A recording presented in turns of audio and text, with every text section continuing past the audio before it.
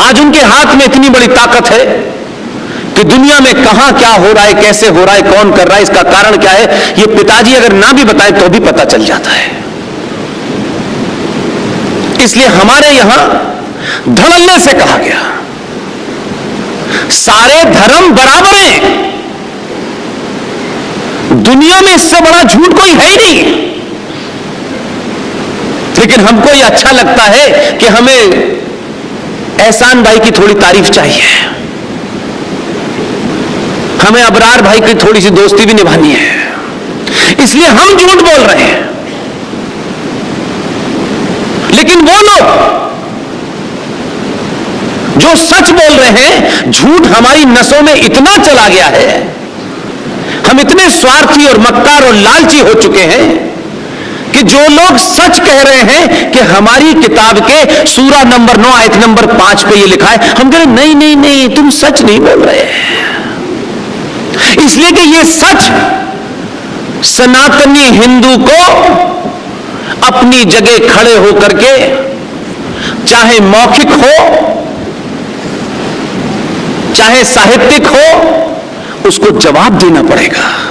और इस जवाब देने से कुछ लोग नाराज हो जाएंगे, इसलिए वो नहीं चाहता कि ये सच हमें पता चलाए। और कोई हमें बता भी रहा है रोज सड़कों पे काट काट के सर तन से जुदा करके, तब भी हम कहते हैं नहीं, ये कट्टरवादी हैं। ये टर्म हमने झूठी। अभी सुबह आपके शहर के जो मेरे मेजबान थे, वो बार बार मैंने उनसे पूछा कि क्या विषय आपने रखा है, तो उसमें से किसी साहब ने कहा इस्लामिक आतंकवाद। मैंने कहा कि आप अननेसेसरी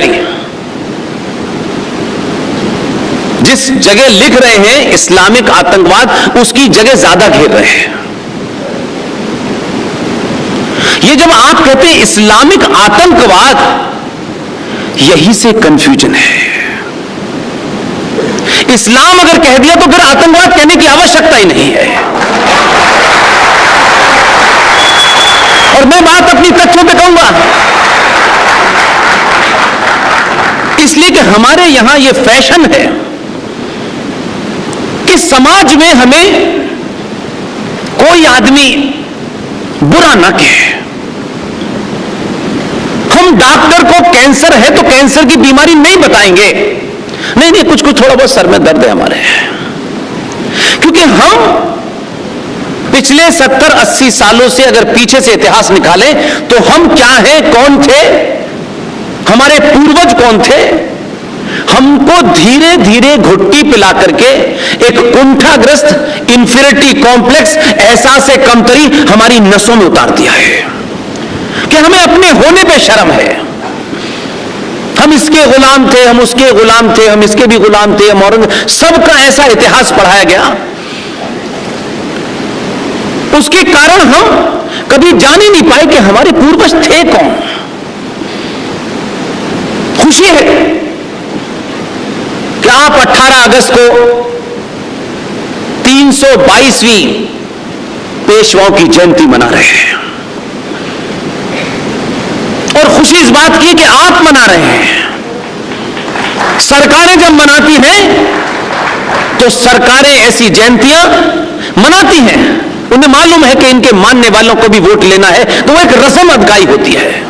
इसलिए समाज जब कोई इनिशिएटिव लेता है वो 100 साल तक चलता है, 1000 साल तक चलता है। सरकारें जब इनिशिएटिव लेती हैं तो तत्कालिक फायदों के लिए लेती है, उसके बाद भूल जाती है।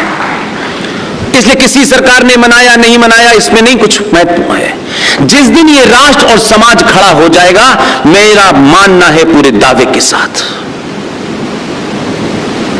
और मैं इसको स्पिरिचुअलिटी से जोड़ता हूं।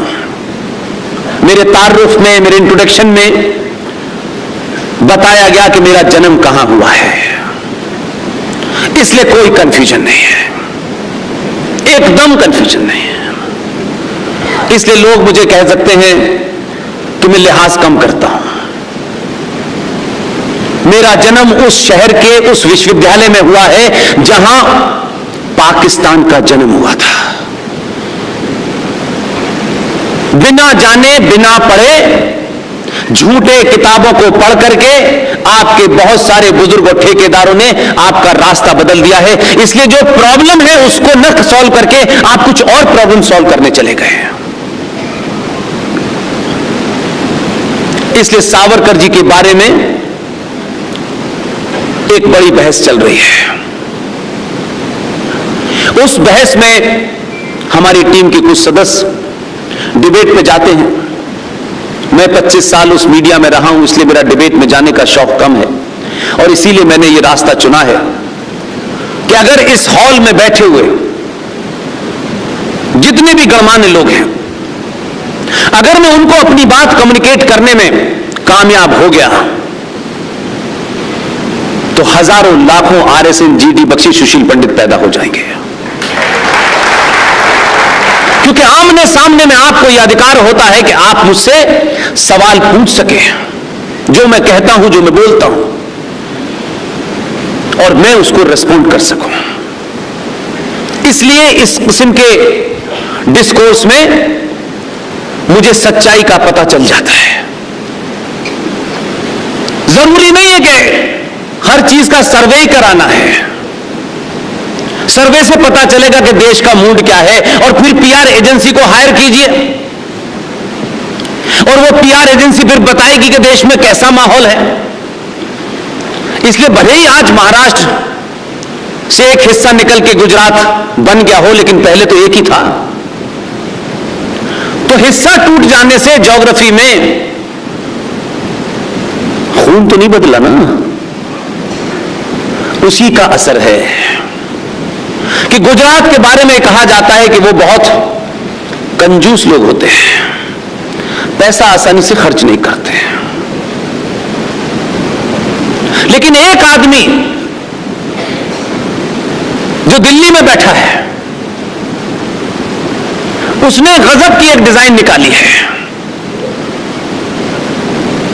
वो एक बार कहता है कोविड आ गया है, इसे दूर करने के लिए मैं पूरे देश से अपील करता हूं, थाली बजाओ। लोगों ने कहा थाली से क्या होगा? आदमी क्यों है, लोगों को अवेयर किया जा सकता है। अब वो क्योंकि गुजराती है तो मल्टीपर्पज काम करता है। अभी अभी उसने एक नया शगुफा छोड़ा है, हर घर तिरंगा।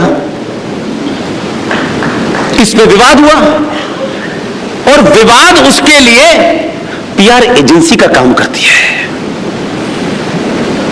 इसलिए वो सर्वे कराने में करोड़ों रुपए नहीं देता, कभी तिरंगे के नाम पे, कभी थाली के नाम पे सर्वे करा लेता है कि मेरी पोजीशन मार्केट में क्या चल रही है।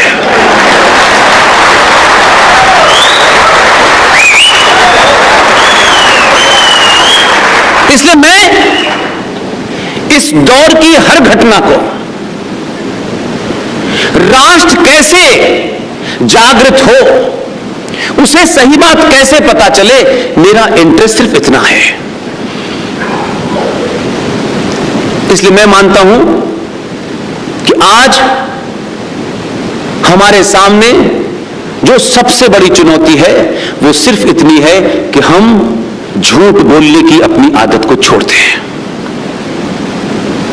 ये तत्कालिक कोई एक घटना घटी, उस पर रिएक्शन दिया, पूरे देश में फेसबुक पे भारत माता की जय हो गई, ये एक छोटा सा अंग है। सच बोलने से कुछ लोग नाराज होंगे, लेकिन जो आदमी सच बोलेगा वो जब नहीं भी होगा तब भी राष्ट्र उसे याद करेगा।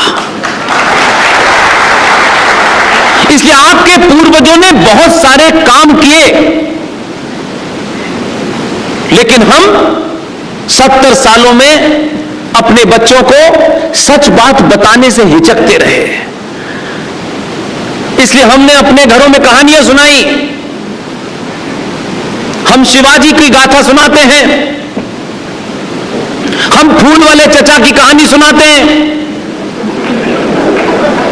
हम सब कुछ सुनाते हैं, लेकिन सावरकर की कहानी नहीं सुनाते।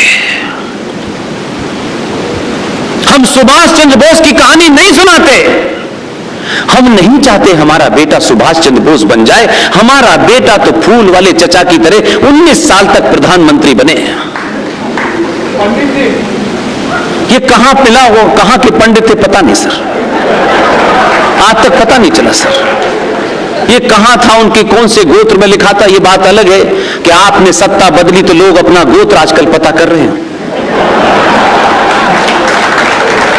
इसलिए ये झूठे नैरेटिवों को प्लीज मैं मानता हूं कि आप चलाना बंद कर दें। कहां से पता चला कि ये पंडित थे? किस देश में किसी के नाम के आगे पंडित लगा होता है? वो तो हमारे यहां जो ज्ञानी हो जाते हैं, जो पूजा पाठ कराते हैं, वो पैदाइशी पंडित नहीं होते, उनके नाम के आगे पदवी के तौर पर पंडित लगता है। और पंडित का मतलब है पढ़ा लिखा, ज्ञान प्राप्त किया हुआ आदमी। उनके ज्ञान की कई सारी कहानियां हैं और उसके चर्चे समुद्र पार तक है।